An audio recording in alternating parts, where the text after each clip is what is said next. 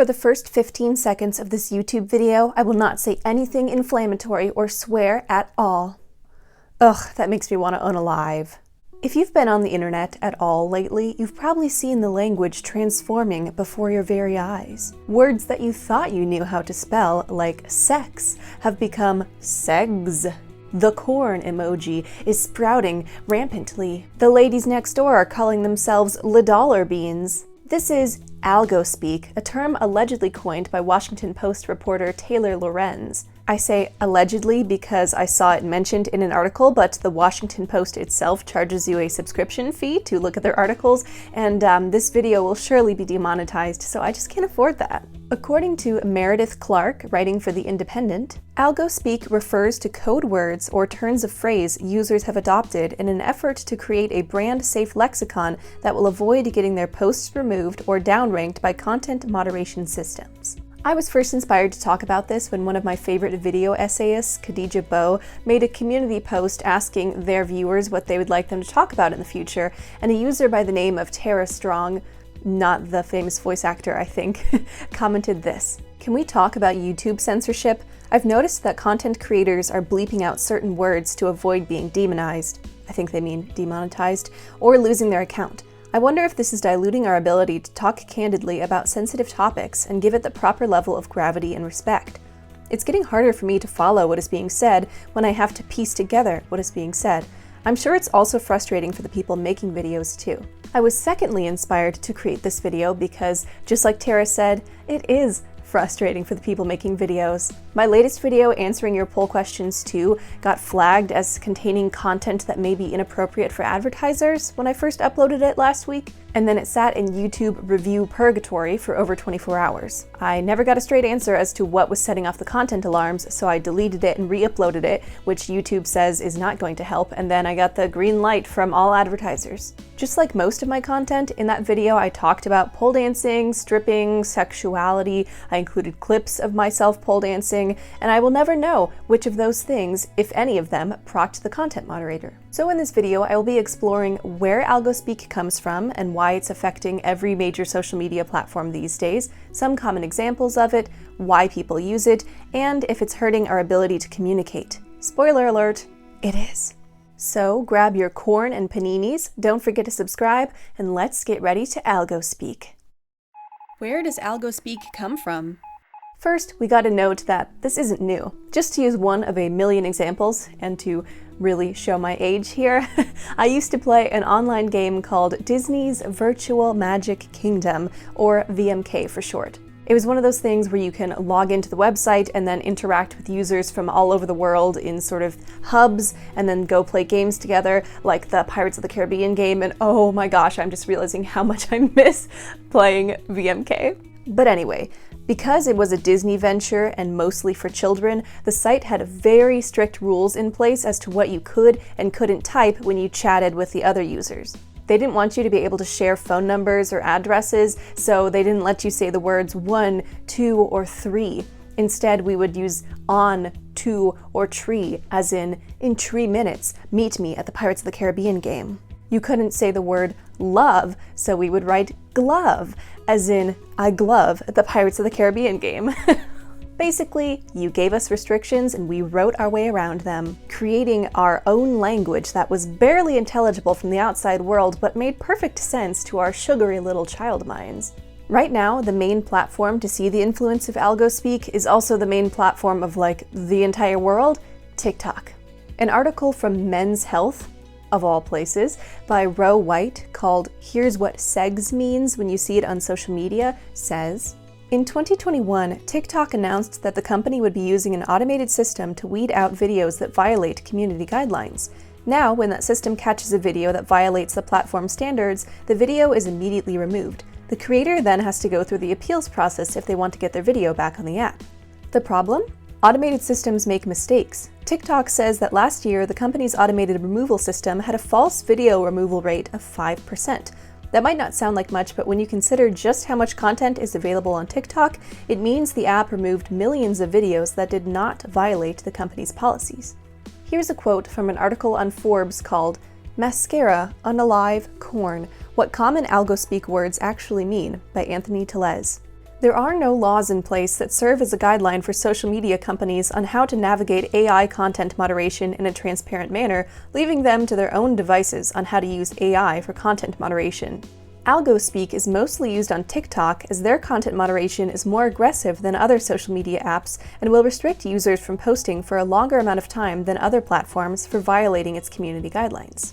As we know, TikTok has spread its tentacles over all current social media platforms. Instagram Reels and YouTube Shorts were born to be its stupid little competitors, yes, but it's also very common to see YouTube videos where people are reacting to TikToks or Instagram posts where people are trying TikTok trends. So what affects the one platform, TikTok, affects all of them. Because TikTok's user base skews young, the algorithm created to supposedly protect minors is the algorithm that now also influences the non-minor focused platforms. The Forbes article concludes with a list of common algospeak words and what they actually mean, and here comes the demonetized part of my video. Here's a few examples.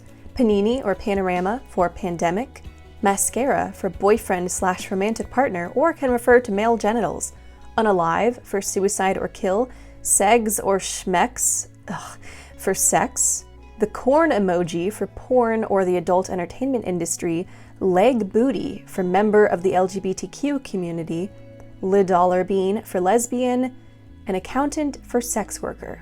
If that last one sounds familiar to you, it's because I discussed it in my social media and pole dancing video that I did a year or so back. Here's the clip, which features two strippers showing off their cash at work. Accountant TikTok, or sex workers sardonically claiming that they are accountants while showing off their OnlyFans earnings, is a prime example of this. What do you do? I'm an accountant. There seem to be two main types of algospeak. The first is when a commonly flagged word gets spelled or pronounced just a little bit differently in order to get around the content moderators, such as seggs, segs, instead of sex, or the corn emoji for porn. And then there's using a completely different word to throw the moderator off the scent, such as mascara for boyfriend, or more chillingly, camping for abortion. In the case of the first example, mascara was originally used as a clever metaphor for relationships from that independent article written by Meredith Clark. The hashtag mascara trend is a coded way for people on TikTok to talk about their past and present romantic relationships. Some have even used the word mascara to describe their sexual experiences without the risk of being censored by the app. For example, TikTok user @mthevirgo posted a video about her partner saying, "I've had my mascara since I was 14. I'm now 24, only mascara I've ever tried, but I know there's nothing like this one anywhere else." That makes me wonder how old her mascara was when she got it at age 14, but I can't think about TikTok like that. But substituting camping for abortion was an effort from Americans to identify that they could help provide abortion services without getting arrested or put on a list for it because, yeah, it's getting kind of bad over here. Someone might say, "I know a few camping spots outside the city and I'm always down to drive you there," and what they really mean is, "I know of a few abortion clinics and I would be happy to take you there for your appointment," but avoiding the actual word abortion means that they might avoid getting put on a list. Our lawmakers are trying to criminalize not only getting or providing abortion services, but also merely assisting someone in getting them, so it could be a very dangerous thing to just say outright. So that brings us to the question, why use algospeak? The simplest explanation is, it lets you keep your money. In 2020, you might have noticed that people were constantly throwing around the word panini instead of pandemic because any video that mentioned the COVID-19 crisis was getting flagged as containing potential misinformation, and creators just didn't want to deal with that. Algospeak can also be used as a form of personal protection, like the camping example. Not using a word that will be picked up on by SEO might keep your video from being lumped in with others in the same category, opening you up to scrutiny. God only knows that my video with the word feminist in the title has gotten the most disgusting, vitriolic comments out of anything I've ever posted, even though every single one of my videos is a feminist video.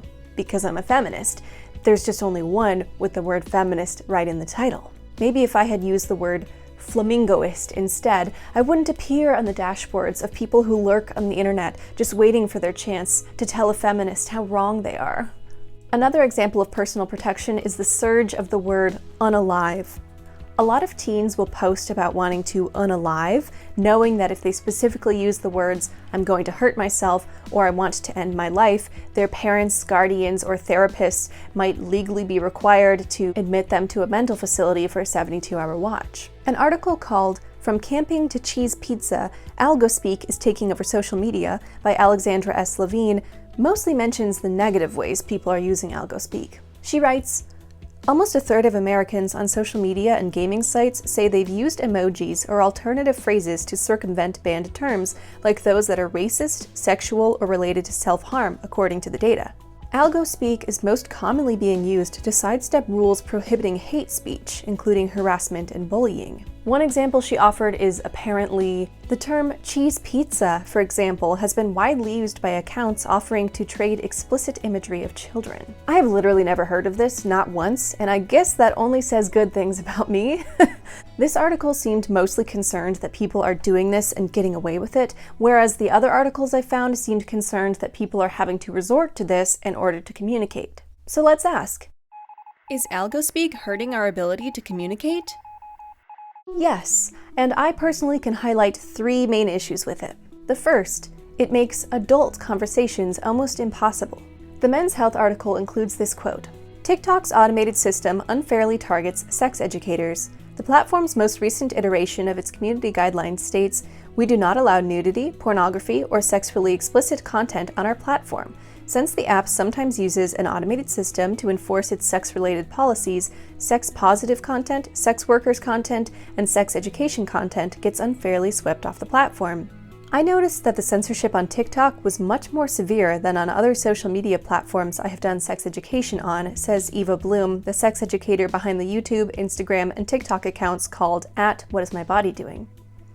I've had multiple videos taken down for violating guidelines around talking about sexuality on TikTok. Part of me automatically springs to the defense of the app, being like, well, of course, videos about sex shouldn't be monetized. They shouldn't even be uploaded onto the apps. At the very least, we should avoid saying the real words like sex or penis or vagina, but like, why? That's a really puritanical part of me speaking out right there. Why should a video using actual words for things be any less deserving of making money or even being allowed to exist on a platform?